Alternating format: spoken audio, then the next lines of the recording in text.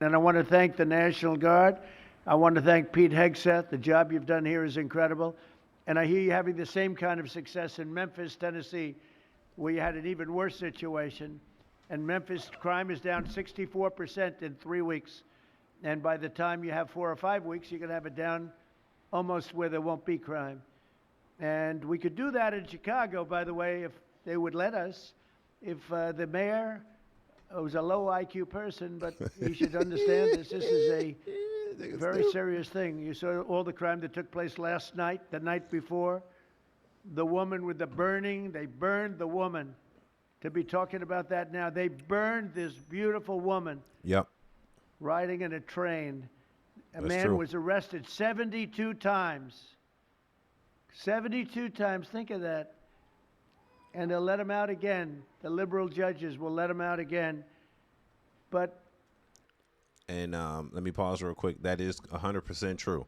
He's been charged. He's been arrested 72 times. He has set arson to a bunch of other stuff. I think he's a pyromaniac. He set fire to a lot of shit, bro. So y'all gotta understand that when he's talking, I'm gonna tell you if he ain't talking the truth. If I see he ain't talking the truth. But right now, yes, they've let this man go repeated amount of times. He's have set fire to a repeated amount of things. This time, he's another helpless, let's say, white woman. A black guy attacking another white woman. This has happened in Chicago multiple times where there was a black guy, 6'7", damn near punching women, white women, by the way, straight in their face, almost breaking their jaws. And they kept letting the guy go. They kept letting him go. That's the judge's fault. That's the prosecution's fault. You got to blame the city and the governor, for real. we're ready to go. You know, we've been moving toward Chicago. We have a governor that thinks it's wonderful that only like 7 people were killed this week. But we are moving toward doing, and we're going to, if crime gets, it's horrible what's happening in Chicago.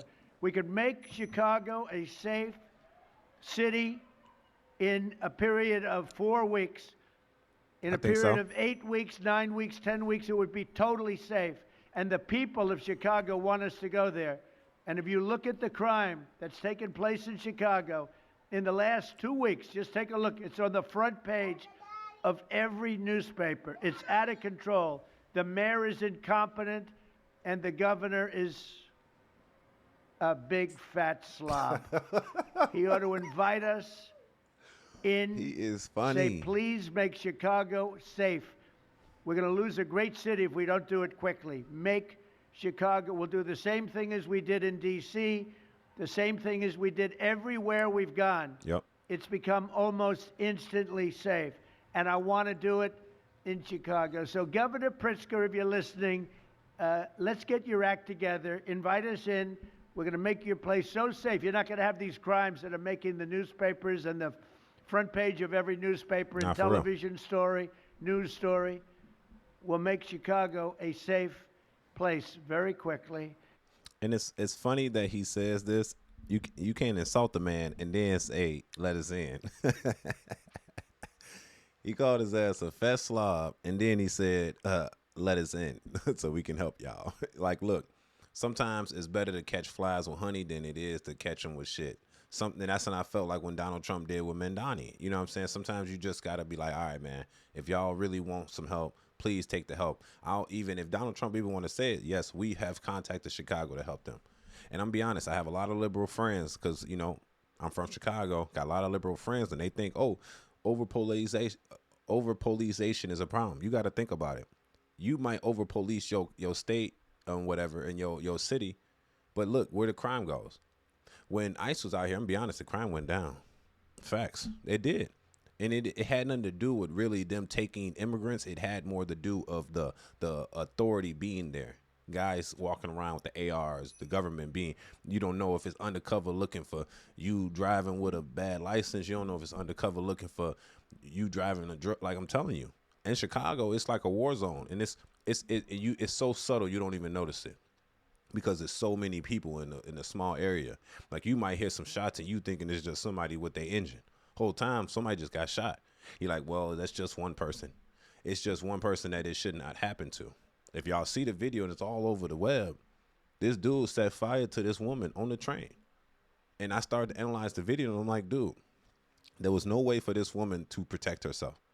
She's on a cart. Everybody's either sleeping or not paying attention. By the time he let her on fire, everybody didn't even know what's going on. They just waking up. This is a blue line. This ain't the red line. You know what I'm saying?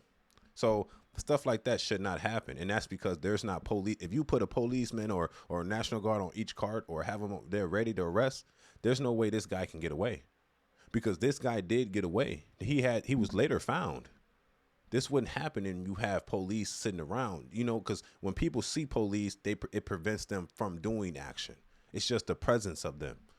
But at the same time, our governors in Chicago and our mayors, our governor of Illinois and our mayors, they're basically trying to stop the police from having presence in Chicago to make the citizens feel safer because they're not there. But that's the reason why they do things. If a policeman is following me, I'm not going to throw some out the window and litter. That's a ticket. I'm not going to not use my turn signal. I don't want to get pulled over because the presence of them being there, they don't have to do anything. It's just them being there. That's it. And you got to think about this too, because this is very important. If you have the feds, which the feds pay for the National Guard, if you have them coming to there, you don't have to worry about that deficit that we have in the in CPD. We're at a $92 million deficit for CPD, and they want to cut all the people from working overtime. That's more people that you can't put outside the patrolled areas. But if the president is offering you assistance for law enforcement, then let them go in. You can save your deficit. You could save almost $100 million just by letting the president send other law enforcement and let them use their federal dollars instead of using your state money and your city money. It just makes sense. At least temporarily, come up with a contract, negotiate. You come for this amount of time, and then after that, if we don't see a difference, then you can go. This is the rules. This is whoop-de-whoop. You know what I'm saying? But what's happening is Donald Trump and J.B. Pritzker are having piss tests. They're like competition with each other. It's like a billionaire competition. And I'm gonna be honest with you. Y'all think Donald Trump is bad. J.B. Pritzker is a worse person, bro. And that's for everybody in the state of Illinois believes that. He only represents the city of Chicago. Tell me the last time you see J.B. Pritzker in a video that's on the news that wasn't in Chicago, bro. He represents Chicago because that's his voting base. And if he has Chicago and that's it, if he has Cook County and Chicago, he has the election. That's kind of how it works. So what he does is inflicts laws on the whole state based on the violence in Chicago. So everybody in the suburbs, everybody down south, Evanston, everybody, they don't get the same rules. Springfield, you know what I'm saying, Carbondale, you go down there, they got to go by the same rules of Chicago when the violence isn't the same down there or to the west of Chicago. You see? So you have a mayor that's influencing that type of things. That's a problem. That's a problem for Chicagoans. That's a problem for Illinoisans. So you might hate Donald Trump, but Donald Trump is spitting that truth. I'm not going to lie with you. He is spitting the truth. I looked at various cases, granting mercy, discovering that the terrible trauma that everyone's going through. And I had a little bit of a Pritzker joke. I was going to talk about Pritzker in size, but when I talk about Pritzker, I get angry because he's not letting us do the job. So I'm not going to tell my Pritzker joke. They have a very cute little joke, Some speechwriter Jokester. wrote some joke about his weight. But I would never want to talk about his weight. I don't talk about people being fat. I refuse to talk about This the nigga fact that funny. he's a fat slob. I don't mention it. On a more serious note, as we gather around the dinner table, I'd like to lose a few pounds too, by the way. Thank you. And Thanks for saying that, because you got to put that in there too. Like I said, these people aren't really in conflict with each other for real. This is like a political tit for tat. That's all this is. This is, I represent my liberal base, so I'm not going to let you bring your people in here because election's next year. Midterm is next year. So Pritzker's about to go. He's been showing out lately. He literally just raised the taxes on us for our tolls. Again, to give the money to Chicago. So you raise the tax on the suburbs of the tolls that's not in Chicago to give it to Chicago. Yeah. So that's what's going on right now. You have a political tit for tat.